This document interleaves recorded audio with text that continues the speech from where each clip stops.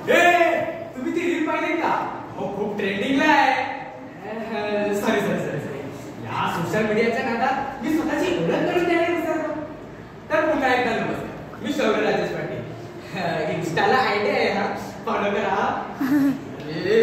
पुन्हा एकदा सॉरी हा. हो पण काय करणार, हल्ली हे सोशल मीडियाचे ऍप बघितल्याशिवाय करमतच नाही.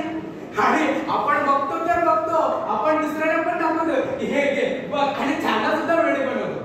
पण हे खरं आहे हा, म्हणजे आजचा जो माझा वक्तृत्वाचा विषय आहे म्हणजे सोशल मीडिया हे आज एक खरंच वाईट व्यसन बनले आहे. आणि हेच व्यसन आपल्याला देखील आहे.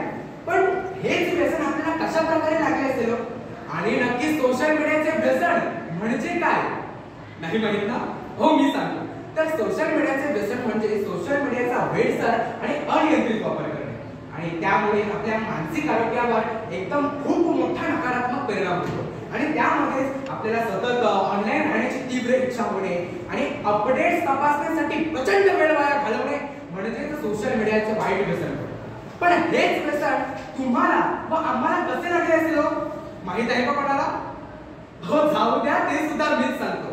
तर थोडक्यात सांगायचं झालं तर सोशल मीडियाचे जे व्यसन आहे ते लोकांकडून आपल्याला लाईक्स मिळणे म्हणजे आपण जे असे थोडे एडिट केलेले फोटोज असतात तर त्या पोस्टला किंवा त्या फोटोला लाईक मिळाले. आणि सोशल मीडियाचे व्यसन लागण्याचे एक ठोस कारण म्हणजे डोपामाइन या नावाचे एक रसायन आपल्या मेंदूत स्रावते ज्यामुळे आपल्याला आनंद मिळतो आणि पुन्हा पुन्हा तीच गोष्ट करण्यासाठी आपल्याला प्रेरणा देखील मिळते. आणि हेच कारण आहे. आता तुमच्या सुद्धा मनात एक प्रश्न आलाच असेल, म्हणजे माझ्या सुद्धा मनात आलेला, तर तो म्हणजे आता सोशल मीडिया एक वाईट व्यसन आहे बरोबर. मग सगळं वाईट असतं ना, तर सोशल मीडिया मग चांगले आहे की वाईट?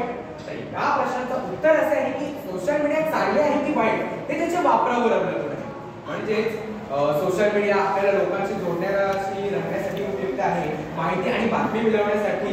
तसेच म्हणजेच आपण जर सोशल मीडियाचा वापर आपल्या गरजेपोटी आणि फार फार तर दिवसातून 2 तास एवढा जरी वापर केला ना तरी सोशल मीडिया ही चांगली ठरू शकते. पण आपल्या या भोळे आणि भाबडा माणसाला काय समजणार? मानवाच्या समोर जर 2 रस्ते दिले, एक वाईट आणि एक चांगला, तर मानव 100% वाईट मार्गाने जाणार. हा मी असं म्हणत नाही की सर्वजण वाईट मार्गाने जातात, पण काही जण असे असतात. म्हणूनच आज सोशल मीडिया हे एक वाईट व्यसन बनले आहे. हा जर तुम्हाला सोशल मीडिया ही चांगली ठेवायचीच असेल तर बाबा कृपया करतो की सोशल मीडियाचा वापर कमी करा आणि स्वतः सुद्धा चांगले राहा. आता मी मागासपासून सोशल मीडियाचे वाईट परिणामच बडबडतोय, पण सोशल मीडियाचे वाईटापेक्षा फायदे खूप चांगले आहेत. जसे की आपण लोकांशी जोडलेले राहतो, माहिती आणि बातम्या मिळवतो, शिक्षणा संबंधित मदत घेतो, तसेच आपण जगाशी जोडलेले राहतो. व्यावसायिक आणि वैयक्तिक संबंध जे असतात त्यात सुधारणा सुद्धा होते. एवढे फायदे आहेत की माझे बोलून बोलून तोंड दुखेल, पण हे फायदे काय संपणार नाही एवढे फायदे आहेत. तर आता हल्ली तरी माझ्या मते सोशल मीडियाचा जो वेग आहे ना तो खूप गतिशील आणि वेगवान आहे. कारण एक रील नाहीतर एक पोस्ट टाकली की लगेच व्हायरल सुद्धा होते.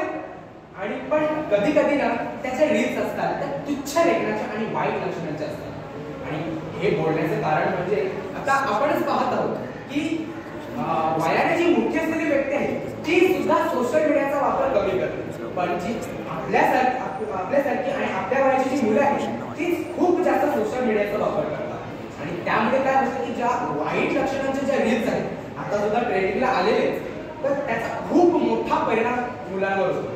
तर माझी पुन्हा एकदा हात जोडून विनंती असेल की कृपया करून सोशल मीडियाचा वापर खरंच खूप कमी करा.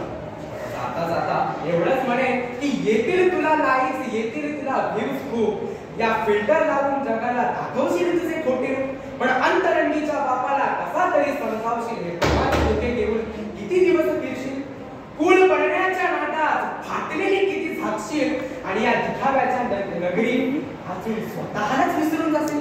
अरे काय रे मानवा, तू अशा या सोशल मीडियाच्या नगरीत किती दिवस चालशील, तू या सोशल मीडियाच्या नगरीत किती दिवस चालशील. आणि मला अजून एक म्हण आठवली की म्हणजे माझे वडीलच म्हणाले की मुले बघतात कार्टून नेटवर्क आणि आई वडील करतात होमवर्क. हे खरं सुद्धा आहे. तर याच पॉझिटिव्ह नोटवर मी माझी थोडक्यात व आपल्याला जागे. जय हिंद, जय महाराष्ट्र, जय कर्मवीर.